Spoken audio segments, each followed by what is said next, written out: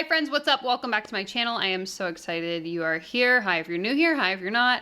Today we are going to be reviewing a YouTube video that I came across because since I have been consistently posting a lot of this anti-business coaching, anti-life coaching content, I am now getting recommended content about life coaches. And so I came across this video posted by CNBC and I watched like the first 4 minutes and was like, oh my God, I need to react to this live on camera. There is a lot of questionable information that is shared from this news source. Again, I'm based in Canada, so I don't know if CNBC is a reputable source of news. You can let me know in the comments. I just thought that their take was very, very interesting and I thought that we could look at it together. So without much more rambling, we're gonna go ahead and jump right in. Now I'll start today by reading the description of the video. It goes like this. So the video itself is titled "The Truth About Life Coaches." And so when I saw this pop up, I thought, oh, this is gonna be a actual news outlet exposing life coaches. And then when I started watching the video and I realized that that's not what it was, I was like, oh my God, here we go. So this is the description. Life coaches are part of an estimated $2.85 billion global industry of professional coaches. Professional is questionable in these circumstances, in my opinion. Life coaches have been met with skepticism,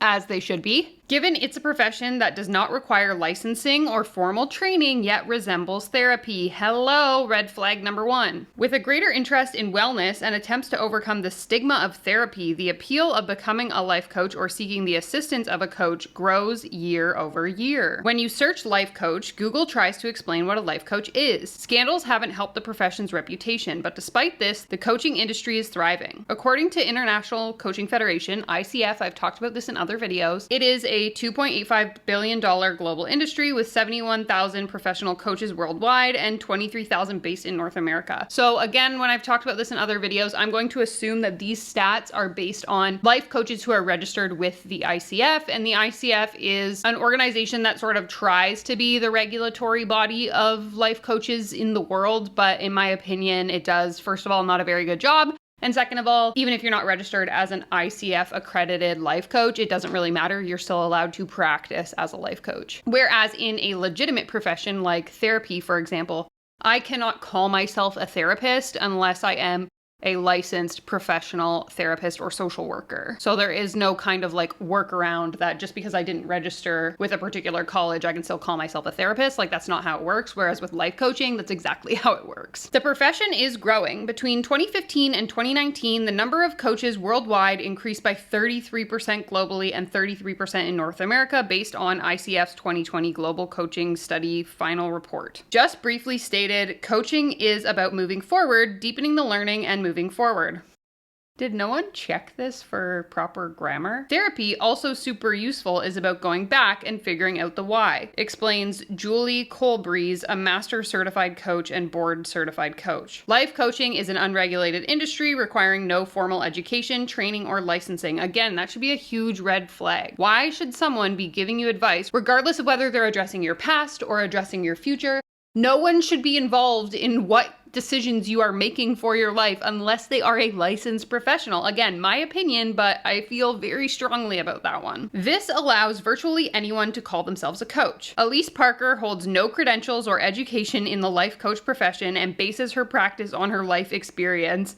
She feels the openness of life coaching has enabled her to conduct 12-week seminars throughout the year and coach over 200 women in the last 4 years. In this video, I am going to dive a little bit further into Elise Parker specifically.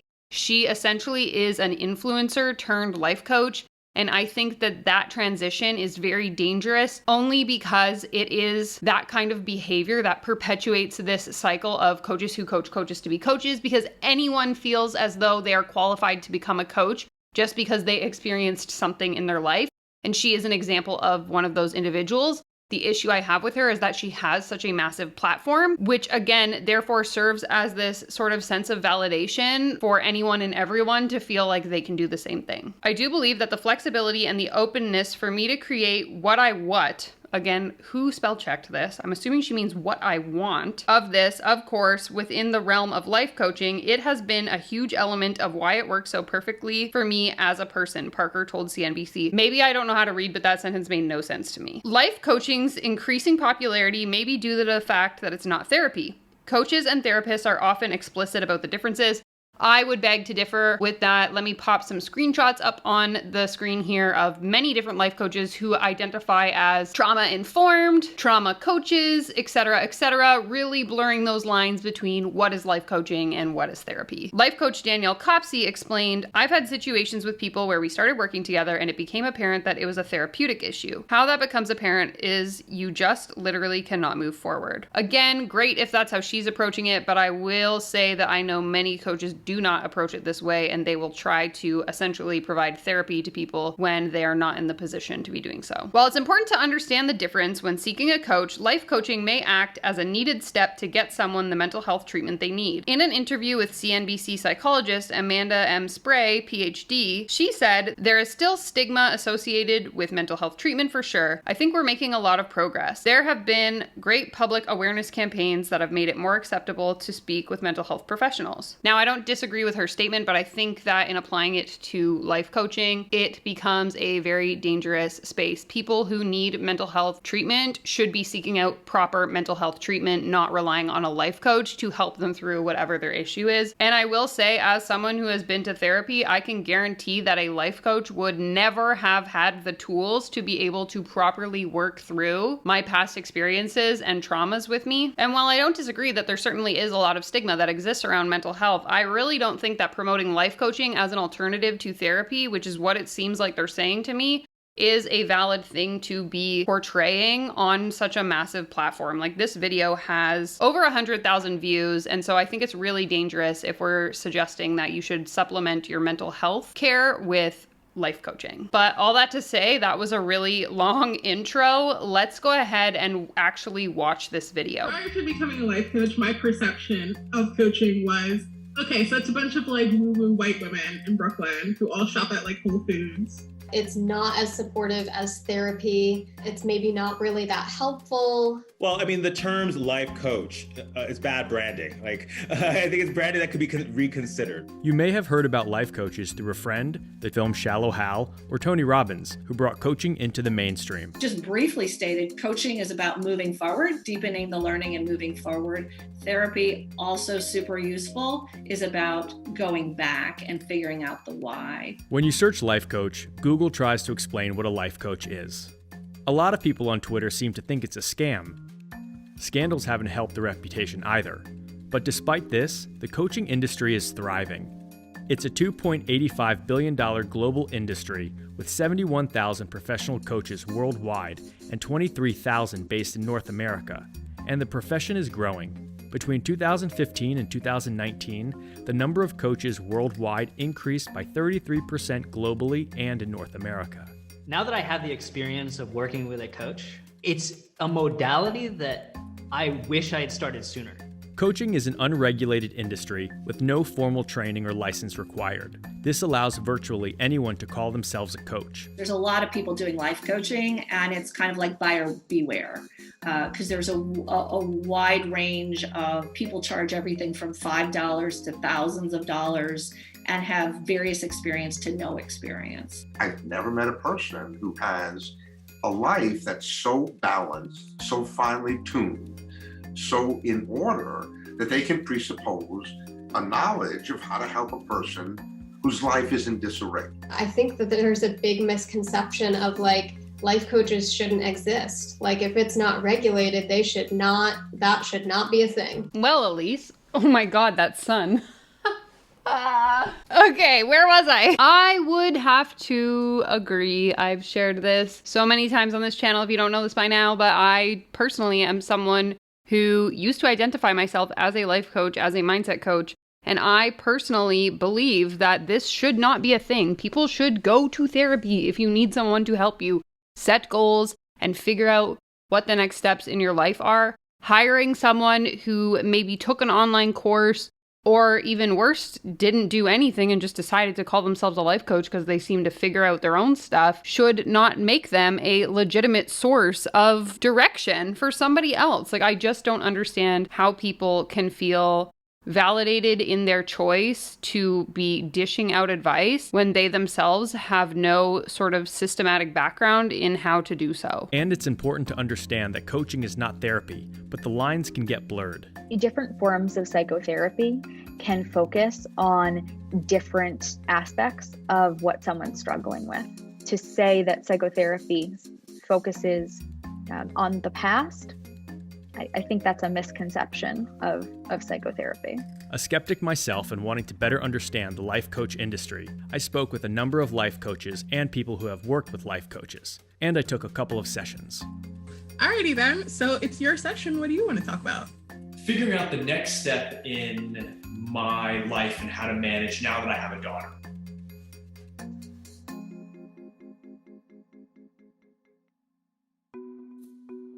A life coach is meant to help unlock your potential. Coaching's about partnership. When coaches work with clients, and when I work with a client, I'm their thinking partner. With coaching, we recognize that the clients are going to provide the answers for themselves. Coaching is not problem solving or advice giving. It's a relationship, and the client is the expert. That's what allows me to go in and coach CEOs of billion-dollar companies. It's like, what could I possibly tell them about running their business? I started working with my coach in November of 2020. It's vital for coaches to have coaches, because who's checking my thinking? Okay, did everyone hear that? This is the quintessential reason why I detest this industry so much, because he himself just said it. It is vital for coaches to have coaches. Why? Why is that vital? Why do I, as someone who identifies as a coach, need someone coaching me so that my ability to coach someone else is validated? No. This person has been led to believe this to be true because their coach said it was true, thus perpetuating this cycle of coaches who coach coaches to coach coaches. Who's asking me incisive questions that are making me a little uncomfortable, and who's holding me accountable? Before I started with the life coach, I found myself, successful in my career, but entering a new phase as a executive director for the first time. But I found myself with much more work to do, a increased staff than I was prepared for. I had a performance review where there was a clear discussion of growth, expectations I exceeded, and when there were some development opportunities that were really fair. And I thought, how would I accomplish these? And that's where a life coach came in. You could also just try networking and finding a mentor that can help advise you in your career path. I don't understand why we as a society are led to believe that we have to pay for mentorship, because in my experience and in the experience of many people I know who work specifically in the startup space, I would say that's where most of my network is. Most of those people have mentors that they didn't have to pay to give them advice. They literally are just people who want to help sort of the next generation of leaders in their space. And I think that if you can get yourself out of the coaching industry specific, aka people who specifically identify themselves as coaches, you would be more than likely able to find a mentor who can help guide you and provide you with that sort of next level advice and guidance in your career path. So hop on Google and look up networking events in my area, and I promise you, if you try hard enough, you'll be able to find someone to help you. Coaches are also different from psychologists and psychiatrists. Psychologists predominantly provide assessment, can diagnose different mental health conditions, provide psychotherapy interventions, whereas a psychiatrist has gone to medical school and they can also do psychotherapy, but they are uniquely trained in provision of psychotropic medication. Coaches are not investigating, if you will, kind of what happened in a person's past. As a coach, I'm working primarily with people who are functioning fairly effectively, but they still want to make some improvements in their lives. Despite clear differences, the appeal of coaching may be due to the stigma of therapy. There is still stigma associated with mental health treatment, for sure. I think we're making a lot of progress. I think there have been great public awareness campaigns that have made it more acceptable to speak with mental health professionals. The midpoint between drawn out analysis and psychopharmacology really is coaching, because it's efficacious. And I would argue that it has supplanted analytic psychotherapy. The International Coaching Federation, better known as ICF, is the world's largest organization of professionally trained coaches, the closest you'll get to a regulatory body. But to be clear, it is not a regulatory body. It just acts as one. ICF defines coaching as partnering with clients in a thought-provoking and creative process that inspires them to maximize their personal and professional potential. The process of coaching often unlocks previously untapped sources of imagination, productivity, and leadership. ICF, created in 1995, is the largest organization for professional coaches and professional coaching. It's a very global organization. We are proud home to over 40,000 members in over 140 countries. And the mission of the organization is to advance the professional coaching and make sure that coaches adhere by the stringent standards and ethics in professional coaching. Well, I mean, there are all kinds of coaches out there. There are nutrition coaches, there are leadership coaches, executive coaches, life coaches, you name it. So these are all specialized areas of coaching that people enter and choose as sort of like a niche. The difference is really what they're focusing their skill set on. The skill set itself doesn't necessarily change. Did I hear that correctly? He's saying that the skills you use as a coach don't actually change regardless of what you're coaching on? Seems suspicious. Most coaching is usually structured in weekly or bi-weekly 1-hour sessions. According to ICF, the average fee for a 1-hour session is $244, but costs can be as high as $1,000. $244 to speak with an unregulated professional, whereas, at least in Canada, generally speaking, I've lived in both Ontario and BC, and the prices are the same. To go to a registered licensed therapist in Canada, it's usually about $150 an hour. That person has completed over 8 years of schooling, and you're telling me that someone who did an online accredited program can charge $250 on average. How is this okay? My contracts are 6-month minimum. Having done extensive transformation work, I know 6 months is about like the minimum you need. 2, as a small business owner, like I would really love to know what I'm making for the next 6 months. So that's really important to me. Sorry, I'm stopping this so frequently. Just this really irritates me. She's saying she makes clients sign a 6-month retainer. A, because that's the minimum amount of time you need to make significant change. But B, because she wants to be able to guarantee the amount of income coming into her business, which to me demonstrates that making money is more important than providing clients with the actual help they need. And so I think about this like my experience in therapy. When I hired my therapist, we didn't make a set amount of time. He didn't say to me, Danielle, we're going to need to work together for the next 6 months. It was like we had a session once a week. I think initially I saw him for about a 6-week period. Now I was free to cancel that at any time. If I was like, you know what, I'm feeling good, I don't need it. At the end of the 6 weeks, it was up to me whether or not I wanted to continue on a weekly basis. Again, there was no contractual obligation for me to prepay him for 6 months of therapy or to say that I am obligated to work with him for X amount of time, because like anything in life, circumstances change, your goals change, the things that you need and the level of support required to get you there is going to change over time. So for you to tell a client that they are committed to you for the next 6 months, I think is really unfair given the unpredictability that is life. And just because you own a business doesn't mean that it's your client's obligation to make sure that your bills are paid. I don't know. You can correct me if I'm wrong in the comments, but I've been a business owner for over 5 years now, and that just does not sit well with me. How it works is it's weekly 1-hour sessions.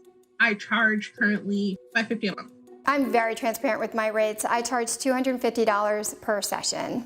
I do a billing of $300 per month, 3 1-hour sessions. I began seeing a coach pro bono, but decided to continue paying for services. And I currently pay my coach $250 an hour. Personally, I'm paying $400, about $400 a month for my coach.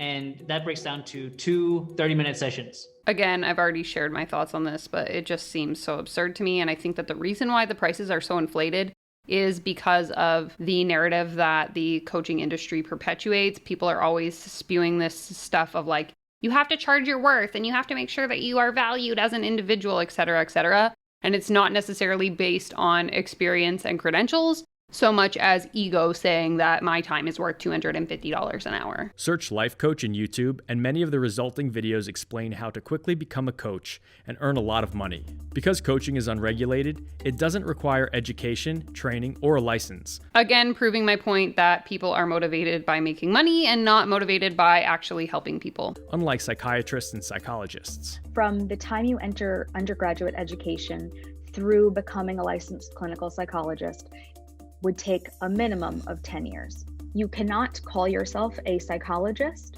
without being licensed as a licensed psychologist in the state in which you practice. Some life coaches build a practice solely around their life experiences and overcoming personal challenges. Don't hold any certification or degree in the realm of life coaching. I'm a certified health coach.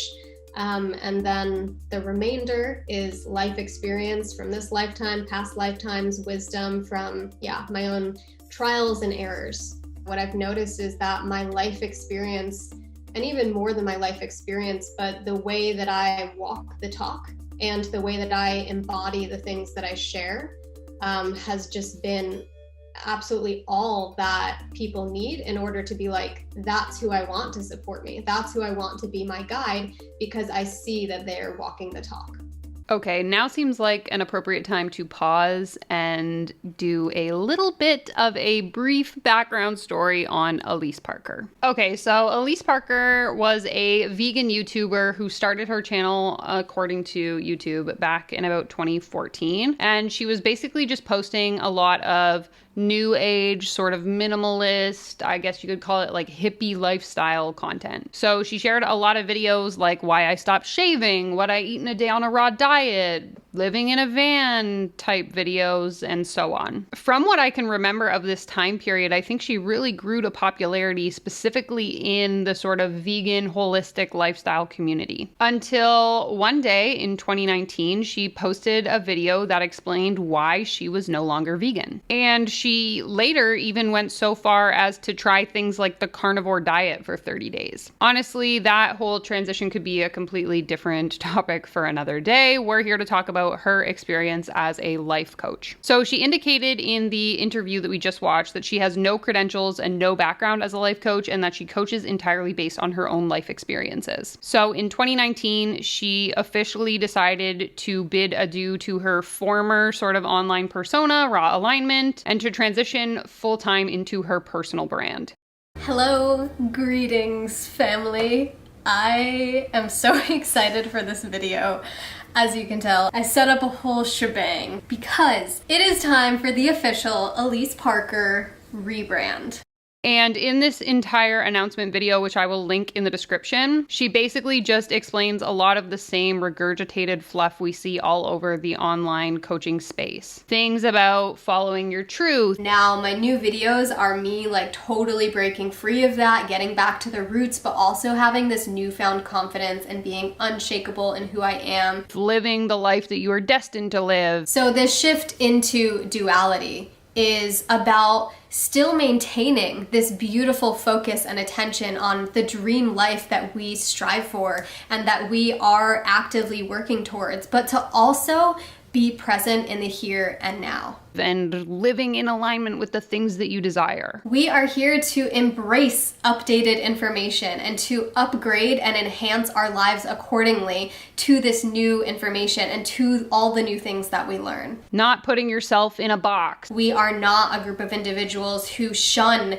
anything that is not in that box. We are expansive. And blah, blah, blah, blah, blah. Sure, these are important sentiments. I am someone who truly believes that it's important that we don't tie our identity too much to one thing that we do, and that it's okay for us to change our minds, and we should be able to do things that we enjoy until they don't feel good anymore, and then we can go and try something else. But A, I don't charge people for that advice. I don't charge them thousands of dollars to tell them that they should be able to do whatever they want. And B, I recognize recognize that my opinion about life being that way comes from a place of incredible privilege and from a place where I'm able to live that truth without risks and without certain pressures and constraints that many people unfortunately face in their lifetime. And so in general, I think it's really ignorant when we see a lot of these large scale influencers sort of pushing this messaging that you can just do whatever you want and life is good, because it really ignores the fact that many people can't just do whatever they want because they have obligations and restrictions that don't enable them to be in a place of freedom. So that being said, I took a look at her website, and you can see here in the screen recording that she basically has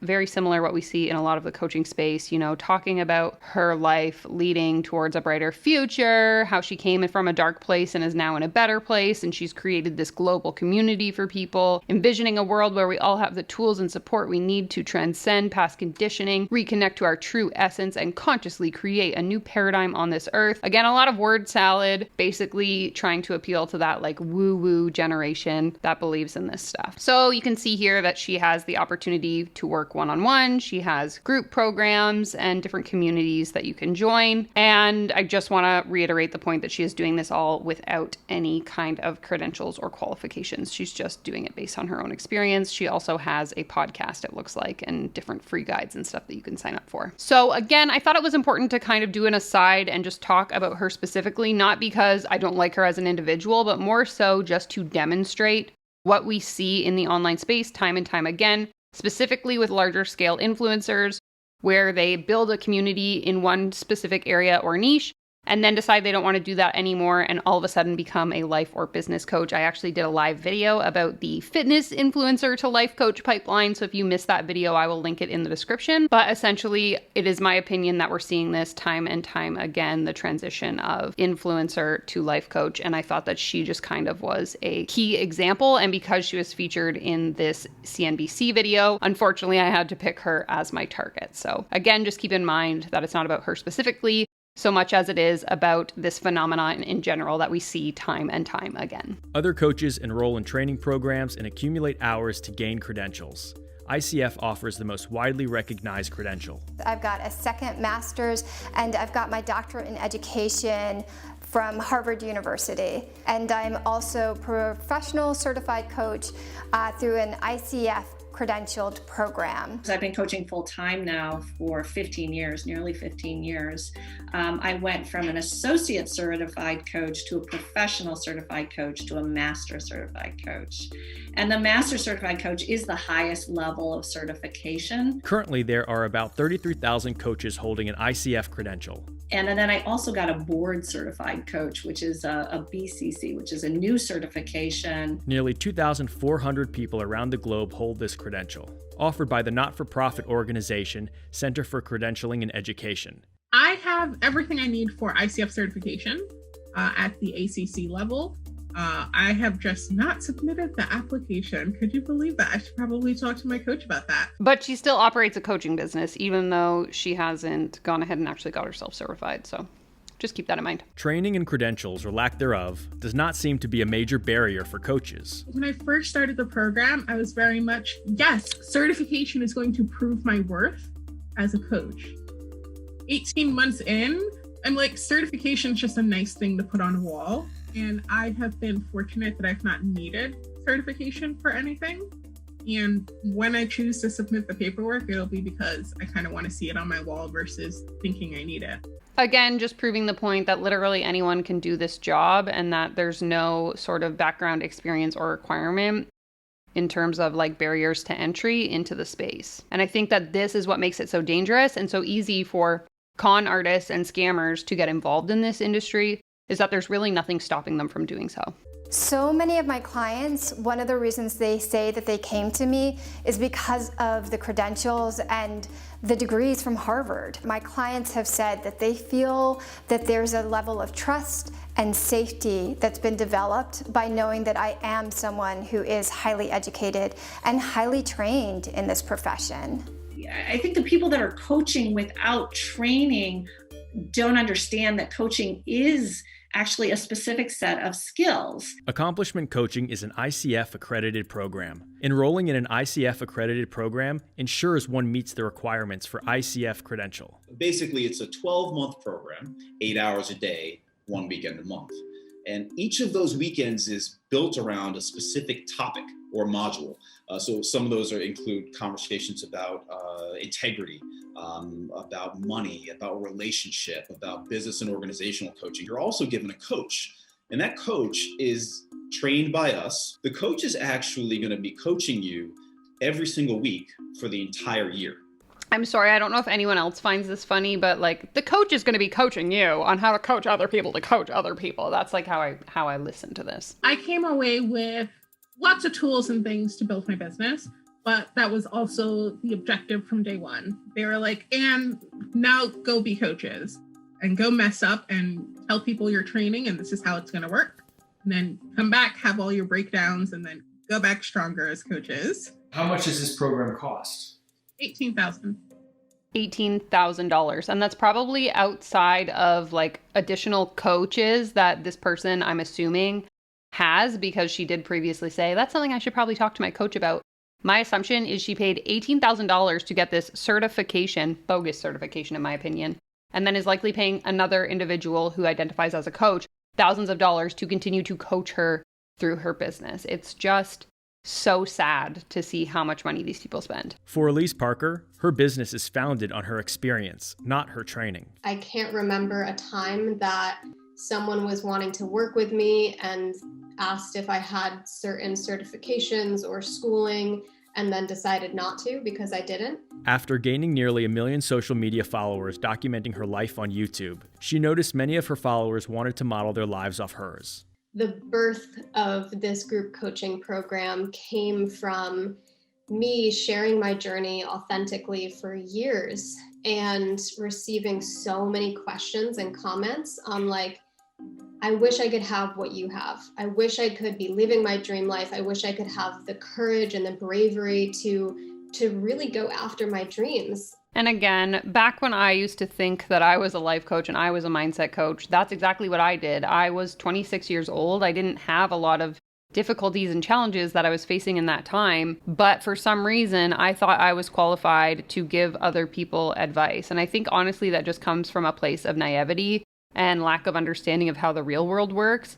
And so we think that just because we have, a positive mindset and we're in a good place in our life, that somehow qualifies us to give other people advice on how they can do the same in their life, when again, we have no credentials or education to back that up. Elise charges $3,000 for her group program. So my program, Alignment Accelerator, is 12 weeks long. And this program is really for women who have big dreams for themselves. Maybe they're already in a position of helping others. Maybe they're already coaches or service providers, or they're young moms and they know that they have bigger dreams. They have more to step into for themselves, and yet they feel so held back. And so in my program, there's 3 main components. There's the education component. Education component based on the fact that I have no real education in this subject. Video teachings, and then there's the integration component, an assignment that goes with each teaching to really help my students integrate what they're learning into their day-to-day life.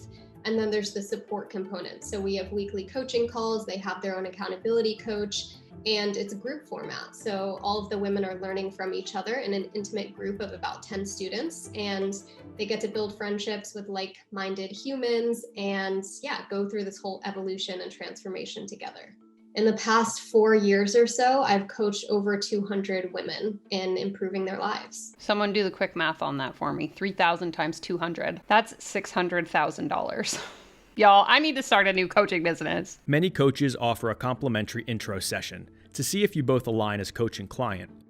Next, coaches typically have clients sign an agreement outlining the working relationship. Agreement clearly lays it out. Everything from refunds, everything from confidentiality, letting my clients know that what is between us is between us. I'm not going to come after somebody for breaking a contract. It's just not worth it, in my opinion. But just, to keep you accountable, to keep me accountable so that you understand the rules of the road. Contracts are a thing. Once payment and agreements are complete, the sessions begin. So, Sam, what is the topic that you have for today for coaching? I'm here for coaching because I want to ensure that I have a proper work-life balance. I'm not following a formula. I didn't come to the coaching session with a checklist or anything like that. What it starts with is it's always your agenda. Then I'm actively listening for what's important to you. What do you want to get out of this? What would be, what would shift this for you? I have a 1.5-year-old daughter, a wife who I love. Obviously, in this new transition of my life, I want to ensure that I impart the right amount of family life with the right amount of work ambitions that I have and wanting to continue on my career, get promotions, achieve certain goals in my career. We need a mutual understanding of how will we know if we're successful? How will you know when you get there? So that's more of the visioning, taking you somewhere and kind of creating what is that like? Most people don't dream, we problem solve. What would you like it to be like? You're strolling with your wife and your daughter, did you say? Yeah. Yeah. So, and we meet on the street and you've solved this problem. And I say, Sam, what's life like for you now? How would you like to describe it?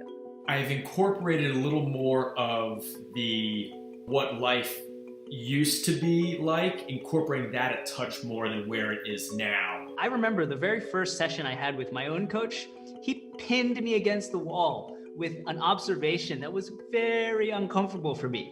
And it's an observation I'll remember, forever, because it exposed something that was just on the periphery of my awareness that in that moment I realized had been holding me back for years. This was a very specific need where a life coach had the unique skill set to help me talk through it, especially when there's qualitative soft skills. Like, who do you talk to discuss whether you're interrupting a colleague when they're speaking, or how to provide encouragement, or how to provide constructive feedback that's not viewed as criticism. It really gives a client a champion, someone who has no judgment of them, someone who doesn't have any ulterior motive, if you will. A lot of things that they would say to me is that I'm hearing you say this, I'm hearing you say this. And then we would think through solutions. And it's something that seems really simple, but they didn't say, hey, you should do this. It was like guiding me to like, oh. Again, maybe I just don't get it, but can't we just find a mentor that will help us do these things? Why do we have to pay someone $250 to ask us to come to the conclusions on our own? I don't know. I don't understand the whole thing. While there are many success stories and people finding a benefit from working with a coach, it's not the right fit for everyone. I have refunded money a couple times with people who felt like they had paid in advance and were not getting value for whatever reason, or not for them. And I always give money back. That's an easy thing to do and the right thing to do. I don't offer refunds because whether you make every session and really invest and put all your energy towards your goals, or you miss every session and make no effort, the contract's still the contract of, hey, you pay this amount by this time, then we work together. Again, super interesting to me. I did a whole video that features someone who got scammed from a spiritual coach for essentially the same reason, a no refund policy, regardless of whether the person feels like they weren't granted the service that they thought they were getting. Essentially, this coach is saying, too bad, that's your problem. You signed a contract, therefore you owe me the money. First of all, the need to hire a life coach should preclude you from going to a life coach, because there's clearly something wrong. Greater than, I'm not happy, or I want to improve my life. How do you presuppose the competency to deal with every problem a person has? Great question. It took me a minute to figure out whether this guy was pro or against life coaches, and I think it's safe to say that he's against them because he basically sees them as this generic, one-size-fits-all solution, and I would 100% agree. And it's something that I've seen in the coaching space is this need to reach and feel like you can apply to every single person and every single problem that they face. When the reality is that that's just very highly unlikely. Even if we look again at things like therapy, a lot of therapists specialize in specific areas of therapy, whether it's relationships, whether it's trauma, whether it's child and youth. They pick a specific niche to focus on. It's not just like, I'm going to provide you therapy for any problem that you've ever faced in your whole life. It doesn't make sense. And for a life coach to be like, yeah, I can help make your life better. Like, in what way? That's what I want to know. The benefit of training is I actually don't need any life experience to serve my client. So for instance, you wouldn't come to me because like I have 20 years of experience in the journalism industry, but I don't need to have 20 years of experience to help you move forward, because it's actually very little about the minutia and the detail and more about the overall experience. I think myself and this individual just fundamentally disagree on a number of levels, because basically everything she has said so far, I do not agree with. Understanding the line between coaching and therapy can have consequential effects. It's ultimately up to the coach to understand if the client's needs are beyond the scope of coaching. And I think that's a really important point to bring up as well, because like I mentioned earlier in this video, I think a lot of coaches don't recognize that. They don't see when it's like, oh, this person should definitely be in therapy. This is beyond my scope of practice, because these individuals are so motivated by the amount of money that they're making. 11 years ago, when I was in therapy, if I had said, let me pull that therapist out and replace him with a coach, it probably wouldn't have been a very good match, either for the coach or for me. Because honestly, at that point in time, I didn't think I was going to live past the age of 25. I was really in a place of very, very dark depression. I've had situations with people where we started to working together and it became apparent that it was a therapeutic issue. How that becomes apparent is you just literally cannot move forward. All the conversation is past-based.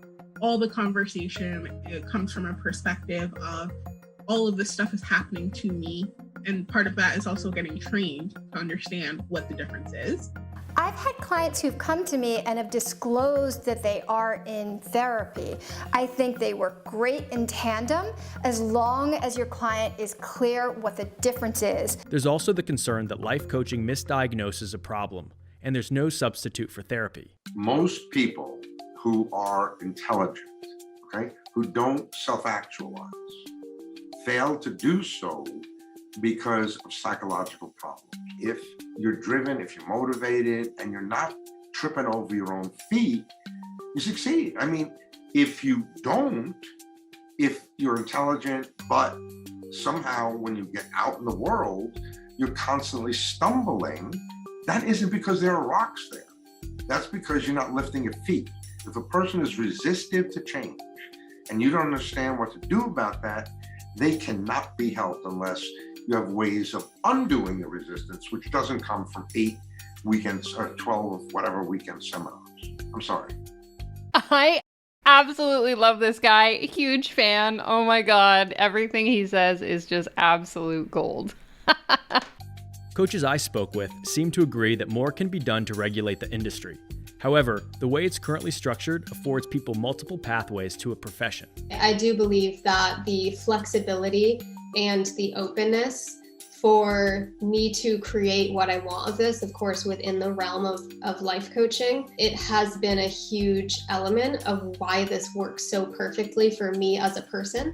If life coaching required 10 years of schooling, I'm not sure if I would have done that. She literally wouldn't have done that, because if she was willing to do that, she would be a licensed, certified therapist. That is the point that I'm trying to make here, people. I believe in this as a profession, and I believe in it being regulated to the point that potential clients know what they're getting and know the difference and can shop accordingly. Tennis coach, golf coach, acting coach, expertise, I don't think you need to regulate that, personally. It's compartmentalized. But when you get generic and you can't define the exact need of the client, see, all these exigencies, I think, preclude the notion of life coaching. This guy knows what he's talking about. Coaching, like many professions, was not pandemic-proof. However, a percentage of people sought out guidance in a time of uncertainty. Nearly half of coaches surveyed by ICF in summer 2020 saw their business stay the same, if not improve. 49% of coaches saw their client list unchanged or grow. 54% of coaches worked the same, if not more hours, and 42% saw income stay the same or increase. I have never had so many past clients and present clients reach out to me. It was suddenly as if the entire world turned on and realized I need a coach, and if there was ever a time to have a coach, it would be right now. What I found since COVID-19 is there have been queries from people who've had time to kind of be alone or to do some reflection, and that has prompted them to come forward to say, you know, I'm not so satisfied with where I am, and maybe coaching can help me to move forward. Even though some coaches have seen their businesses unaffected, coaches do see challenges ahead. The biggest challenge for coaches around the world is the possibility of a global recession. Coaches also worry about the impact of untrained individuals who call themselves coaches. Okay, interesting they bring this up. I understand this video focuses specifically on life coaches, but I think the trend that I've seen specifically in the business coaching space is almost the opposite, because people are preying on the opportunity to essentially take advantage of people who have been affected by the economic downturn that we've been experiencing for well over 6 months now, and sort of capitalize on that experience and tell people that they have the solution. You know, just start a coaching business and you'll be able to make multiple 6 figures coaching other people, regardless of your credentials and whatever. I think that the credential side kind of becomes irrelevant when we start to sort of look more into the business coaching space. Again, I understand this video isn't focusing on business coaches, but I did just want to kind of interject and add that in. Do your homework. You can go to the ICF, the International Coach Federation, and look under certain search terms like you would anything else. So what you're looking for, if gender matters to you, if experience matters to you in terms of certifications. It's a fairly intimate relationship, so you want someone that you feel comfortable with, but not too comfortable, because you want to be challenged as well. I would also have them talk to other people they know who may have worked with a life coach. So that way they could determine, do I need a life coach, an executive coach, or do I need a career coach? The life coach industry is not a scam, and there seem to be benefits of incorporating a coach into one's life, as long as one understands the differences between coaching and therapy, and so does the coach. The big key is you have to understand what you want to get out of a life coach. And I gave it some real thought before I agreed to do it and before I started to do it. And I wouldn't reach out to a coach if you're looking for someone to solve problems for you. And one form of coaching does not work for everybody. I'm very clear that my style of coaching does not work for everybody. But I won't give you a refund if you don't like my style of coaching. And you may actually end up wanting to be with somebody who has no training, who's just going to give you straight life experience. Ensure that they are walking the talk. Ensure that they are embodied in the things that they're going to support you in. The fact that life coaching is unregulated gives people a wide range of coaches with various skill sets and levels of experience.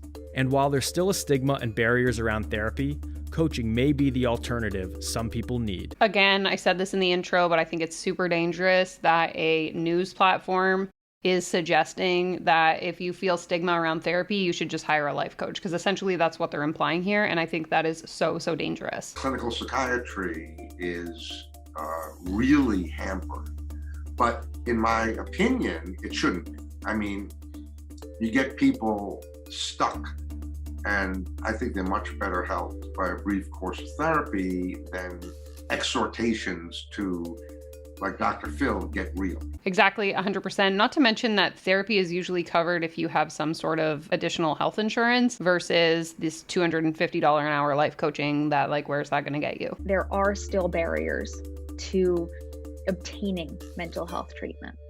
And so if coaches can help individuals that cannot find a psychologist or a social worker or a psychiatrist in their area, I certainly think it's somewhere to start. And I would hope if that coach was seeing someone who came to them and they were recognizing that they may be in above their head, they would know then how to connect that person to a licensed mental health professional.